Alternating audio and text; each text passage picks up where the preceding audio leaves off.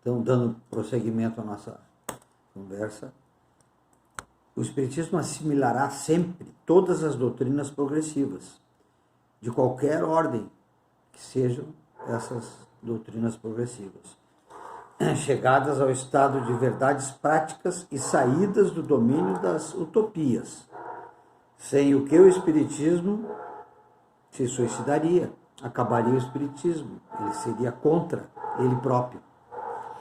Deixando de ser o que é, ele desmentiria a sua origem e seu fim providencial. Caminhando com o progresso, o Espiritismo jamais será ultrapassado. Jamais será ultrapassado. Prestem atenção no que está sendo dito aqui agora. Porque se novas descobertas lhe demonstrasse que está errado em um determinado ponto, né, ele se modificaria sobre esse ponto. E se uma nova verdade se revela, o Espiritismo a aceita, se ela for verdade. Então, muitos irmãos nossos, mais ortodoxos, não aceitam modificações, interpretações, a evolução. Não, Kardec disse e é para sempre. Claro que nós não aprendemos tudo, nem fazemos tudo que Kardec nos trouxe, mas novas formas de pensamento, novos esclarecimentos vão chegando para nós e nós teremos que modificar o Espiritismo em alguns pontos, aprimorando, não é contrariando, é aprimorando. Isso que é importante nós entendermos. Qual é a utilidade da doutrina moral dos espíritos, visto que ela não é outra senão a do próprio Cristo? O homem precisa de uma revelação e não pode encontrar em si mesmo tudo o que é necessário para se conduzir? É uma pergunta, né? Do ponto de vista moral, Deus, sem dúvida, deu ao homem um guia na sua consciência que diz o quê? Não faças a outrem o que não gostaria que te fizessem. Né? A moral natural, essa moral natural está certamente inscrita no coração dos homens, de todos os homens de bem, é uma natural. E mesmo no homem criado por Deus. Porque, por pior que seja, ele sabe quando está fazendo algo que não é bom para ele, que ele não gostaria para ele. Então, ele pode achar que é bom para o outro. Né? Porém, saberão todos os homens ler nesse livro e interpretar corretamente? Não tem desconhecido sempre, os homens não têm desconhecido sempre esses sábios preceitos dados dos livros que fizeram da moral que o Cristo pregou, mostrou e demonstrou na época que esteve conosco. Como a praticaram aqueles mesmo que a ensinam ainda até hoje. Ela não se transformou numa letra morta, em uma bela teoria, boa para os outros, mas não para quem ensina. Né? Deve-se reprovar um pai por repetir 10 vezes, 100 vezes as mesmas instruções aos seus filhos, se eles não a seguem? Devemos repreender esse pai, porque ele está repetindo, os filhos não seguem, mas ele repete, porque Deus faria menos do que um pai de família? Não. Ele vai repetir tantas vezes quantas necessário para os seus filhos entenderem aquilo que ele está ensinando. Né? Porque ele não enviaria aos homens de tempos em tempos mensageiros especiais encarregados de lembrar aos homens os deveres e de os conduzir ao bom caminho quando os homens dele se afastam. Por que ele não faria isso? Claro que ele faria. Ele é um pai e quer nos modificar e usa de todas as ferramentas que pode nos influenciar. Ele gostaria e tenta abrir os olhos da inteligência a todos os que trazem os olhos fechados. Assim como os homens mais adiantados enviam missionários aos selvagens, aos bárbaros. Assim foi ao longo do tempo. Né? missionários indo procurar, os jesuítas missionários buscando os índios no interior do nosso país para levar o conceito de Deus, de um Deus único, e de todos aqueles conceitos morais que os brancos já estavam ao pouco absorvendo e os índios ainda não, estavam atrasados. Os espíritos só ensinam a moral do Cristo pela simples razão de que não há outra moral melhor que aquela que o Cristo nos trouxe. Mas então de que serve o seu ensino se eles apenas dizem o que nós já sabemos? Para que serve eles estarem sempre nos ensinando a mesma coisa? O mesmo se pode afirmar da moral do Cristo, que foi ensinada 500 anos antes dele, por Sócrates e por Platão, e em termos quase idênticos, e de todos os moralistas que repetem a mesma coisa em todos os tons e sob todas as formas.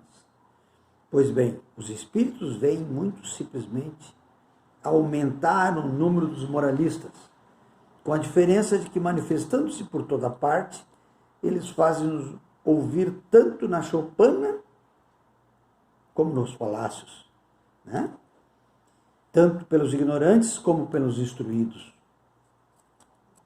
O que o ensino dos espíritos acrescenta à moral do Cristo é simplesmente, ou tudo isso, o que? O conhecimento dos princípios que se tornaram a ligar os mortos e os vivos, e que complementam e completam as noções vagas que eles tinham dado, que o Cristo nos tinha dado sobre a alma, do seu passado e do seu futuro, e que dão por sanção à sua doutrina as leis próprias da natureza.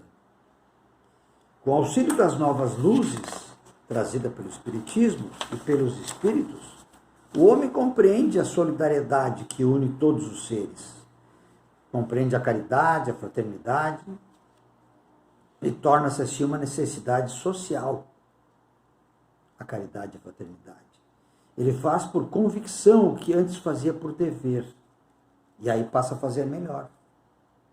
Porque eu entendo que isso é bom para mim e também para os outros.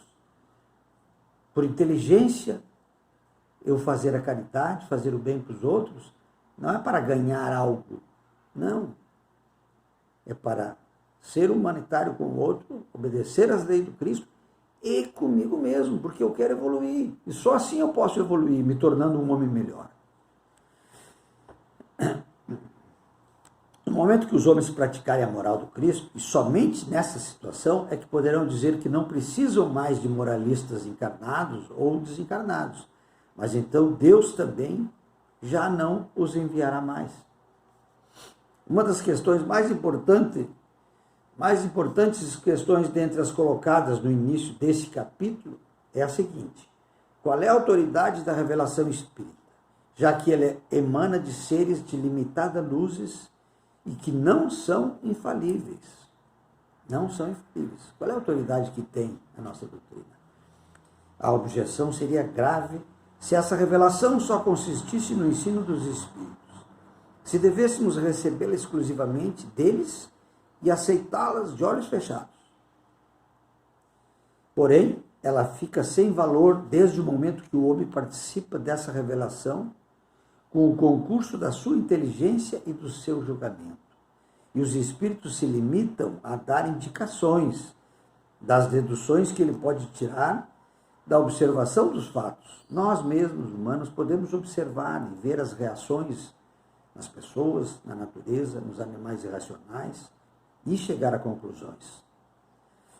Ora, as manifestações e suas inúmeras modalidades são fatos. O homem os estuda para lhe encontrar a lei. Ele forma a lei mediante a observação dos fatos, das manifestações que ele enxerga. Sendo auxiliado nesse trabalho por quem? Pelos espíritos de todas as categorias, que são antes colaboradores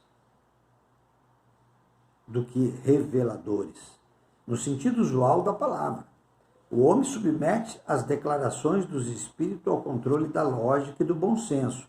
Dessa maneira, ele se beneficia dos conhecimentos especiais que os espíritos devem à posição que ocupam. sem abdicar do uso da sua própria razão.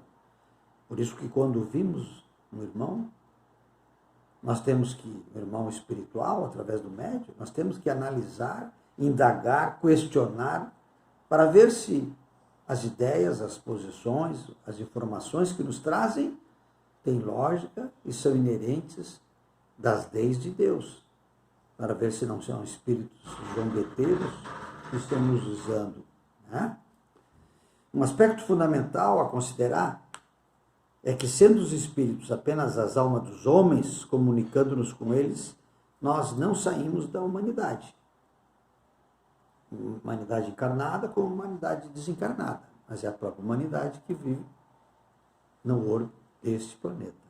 Os gênios, homens de grande capacidade intelectual que foram faróis da humanidade, saíram do mundo dos espíritos e para lá voltaram ao deixarem a Terra. Uma vez que os espíritos podem se comunicar com os homens, esses mesmos gênios podem lhes dar instruções sobre a forma espiritual, como fizeram sobre a forma corpórea. Podem instruir-nos depois de terem morrido, como faziam quando eram vivos, né? Eles são invisíveis, ao invés de serem visíveis. Essa é a diferença. Mas eles são gênios, continuam sendo gênios, com o corpo físico ou não. Eis toda a diferença. A sua experiência e o seu saber não deve ser menor. E se a sua palavra como homens tinha autoridade, esta não pode ser menor porque eles estão no mundo dos espíritos. Não é verdade? Se respeitamos Einstein, respeitamos Lavoisier, respeitamos todos os grandes cientistas, né? Que uma vez encarnados nos trouxeram invenções, teorias, e que respeitamos, porque eles desencarnados nós deixaremos de respeitá-los. Muito pelo contrário. Não são só os espíritos superiores a nós que se manifestam, mas também os de todas as categorias. Isto é necessário para nos iniciar na verdadeira natureza do mundo espiritual e mostrar o mundo espiritual sobre todos os seus aspectos. Não é que quem morre fica bonzinho, ou quem morre ficou mal. Não. Tem todas as categorias no mundo espiritual e nós temos que nos dar conta disso. Por isso, chegam informações de todo tipo de espírito, né? Dessa maneira, as relações entre o mundo visível e o mundo invisível são mais íntimas. A conexão é mais evidente. Vemos mais claramente de onde viemos e para onde vamos. E esse é o objetivo essencial das manifestações. Assim, todos os espíritos nos ensinam alguma coisa, em qualquer grau de elevação deles, que tenham eles alcançado. Mas como eles são mais ou menos esclarecidos, cabe a nós discernir o que há neles de bom ou de mal, e tirar o proveito que o ensino contenha. Ora, todos, quaisquer que sejam, podem nos ensinar ou revelar coisas que ignoramos e que sem eles não saberíamos. Necessitamos do espírito sofredor, do espírito obsessor, do espírito totalmente atrasado, que desconhece muita coisa, para nós vermos a necessidade que nós temos de ajudá-los e como eles partem, como eles chegam, né? Para entendermos bem isso. É importante nós ouvirmos esses irmãos. Os grandes espíritos encarnados são individualidades poderosas, sem dúvida. Entretanto, a sua ação é restrita e é necessariamente lenta para se propagar. Só um dentre eles, mesmo que fosse Elias, ou Moisés, ou Sócrates, ou Platão, viesse nesses últimos tempos revelar aos homens o estado do mundo espiritual, quem iria provar a veracidade dessas informações, ou dessas afirmações deles, nesta época de ceticismo que vivemos? Não seria olhado como um sonhador ou um utopista? E admitindo que eles dissessem a verdade absoluta, séculos se passariam antes que as suas ideias fossem aceitas pelo povo. Deus, em sua imensa sabedoria, infinita sabedoria, não quis que acontecesse assim, Ele quis que o ensino fosse dado pelos próprios espíritos, e não pelos encarnados, a fim de que estes se convencessem da existência deles, e que isto ocorresse por toda a Terra simultaneamente. Seja para o ensino se propagasse com maior rapidez, seja para que se achasse na coincidência desse ensino uma prova da verdade, tendo assim cada um o meio de convencer-se a si mesmo. Nós temos que entender, nos convencer, assimilar as ideias e não aceitar porque está sendo dito, está sendo escrito assim. Por isso que o ideal é quando nós nos sentamos e discutimos, e não simplesmente